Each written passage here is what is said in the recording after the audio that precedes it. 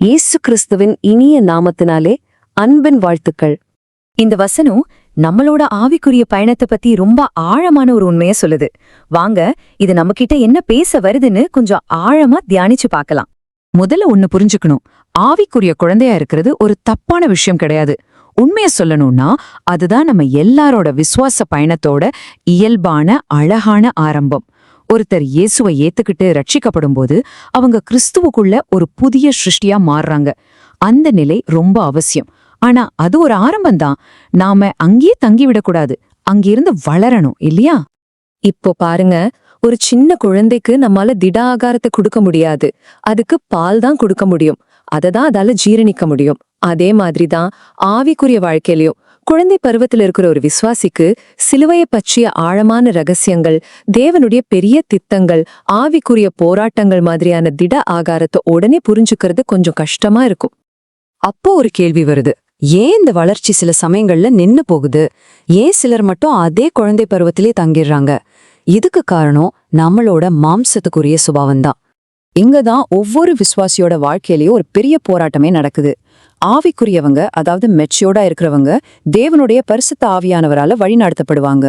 ஆனா மாம்சத்துக்குரியவங்க அப்படி இல்ல. அவங்களோட வாழ்க்கைய ஆவியானவர் வழிநடத்த மாட்டாரு. அதுக்கு பதிலா அவங்களோட பழைய மனுஷன், அந்த மாம்ச சுபாவம் தான் அவங்கள ஆட்சி செய்யும். இதுதான் மாம்சத்தின்படி நடக்கிற குழந்தை பருவம். சரி, ஒருத்தர் மாம்சத்தின்படி நடக்கிறாங்கன்னா அதை எப்படி கண்டுபிடிக்கிறது? அதோட அறிகுறிகள் என்ன? அப்போஸ்தலனாகிய பவுல் கொரிந்து சபையில பார்த்த சில அறிகுறிகளை நாம இப்போ பார்க்கலாம். ரொம்ப தெளிவா 4 விஷயங்களை சொல்றாரு. பொறாமை, பெருமை, வாக்குவாதம், அப்புறம் பிரிவினைகள். இந்த 4 குணங்களும் ஒருத்தர்கிட்ட இருந்தா அவங்கள பரிசுத்த ஆவியானவர் வழி நடத்தல, அவங்களோட மாம்சம்தான் வழி நடத்துதுன்னு அர்த்தம்.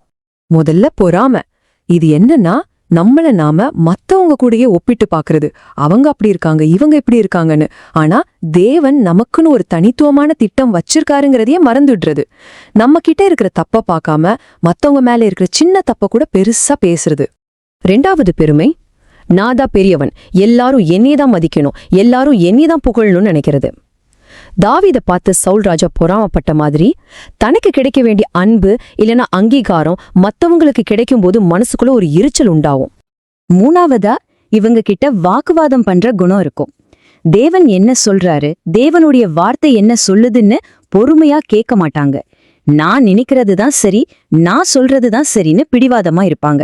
இதனால அவங்க இருக்கிற குடும்பத்திலயும் சரி, சபையிலயும் சரி, எப்பவும் ஒரு சலசலப்பும் சண்டையும் இருந்துட்டே இருக்கும். இது சாத்தானோட ரொம்ப முக்கியமான ஒரு ஆயுதம். இவங்க தங்களுடைய வார்த்தைகளாலேயே பிரிவினைய விதைப்பாங்க. 2 பேர் நல்லா பேசிட்டு இருந்தா இவங்க போய் ஏதாவது சொல்லி அவங்கள பிரிச்சு விட்டுடுவாங்க. திருச்சபைங்கிறது கிறிஸ்துவின் சரீரம். அந்த சரீரத்தோட உறுப்புகளே தங்களுக்குள்ள சண்டை போட்டா அந்த சரீரம் என்ன ஆகும்? சரி, இந்த மாம்சத்துக்குரிய வாழ்க்கையிலிருந்து வெளியேறி ஒரு ஆவிக்குரிய முதிர்ச்சியுள்ள விசுவாசியோட வாழ்க்கை எப்படி இருக்கும்னு இப்ப நாம பார்க்கலாம். ஆவிக்குரிய முதிர்ச்சி 2 விஷயங்கள்ல ரொம்ப அழகா வெளிப்படும். 1, ஒருத்தர் மன்னிக்கிறது. 2வது, ஒருத்தருடைய பாரத்தை இன்னொருத்தர் சுமக்கிறது. நாம எப்போ இந்த 2 விஷயங்களையும் செய்ய ஆரம்பிக்கிறோமோ அப்போ நாம கிறிஸ்துவின் பிரமாணத்தை நிறைவேற்றுகிறோம். ஒற்றுமையா ஒருத்தருக்கு ஒருத்தர் உதவியா இருக்கிறது தான் உண்மையான முதிர்ச்சி.